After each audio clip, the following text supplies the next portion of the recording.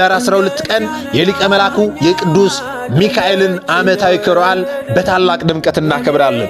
በዕለቱ ምን የተደረገበት ዕለት ነው? ስለምንድን ነው የምናከብረው የሚለውን ስንመለከት አራት ዋና ዋና ምክንያቶች አሉት። ዳር 12 ቀን ቅዱስ ሚካኤል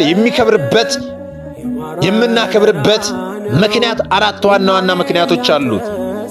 እነዚህ ዋና ዋና ምክንያቶች ምንድናቸው? የመጀመሪያው በዚህ ዕለት ዳር 12 ቀን የምናከብረው በዓለ ሲመቱ ስለሆነ ነው። ቅዱስ ሚካኤል የተሾመበት ዕለት ስለሆነ ነው። ሁለተኛው ደግሞ ቅዱስ ዱራታኦስና ቴዎብስታ ቤት የተገለጠበት እንዲሁም ደግሞ ቤታቸውን የባረከበት ዕለት ስለሆነ ነው።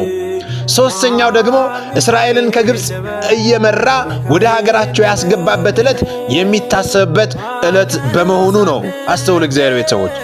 አራተኛው ደግሞ ቅዱስ ኢያሱን የረዳበት ዕለት ስለሆነ ነው። ቤተክርስቲያናችን ቅዱስ ኢያሱን የረዳበት ዕለት እንደሆነ በስፋት ታስተምራለች። ስለዚህ በእነዚህ በአራት ዋና ዋና ምክንያቶች ዛሬ ኅዳር 12 ቀን የገናናው መልአክ የሊቀ መላኩ የቅዱስ ሚካኤል ዓመታዊ ክብረ በዓል ይከበራል።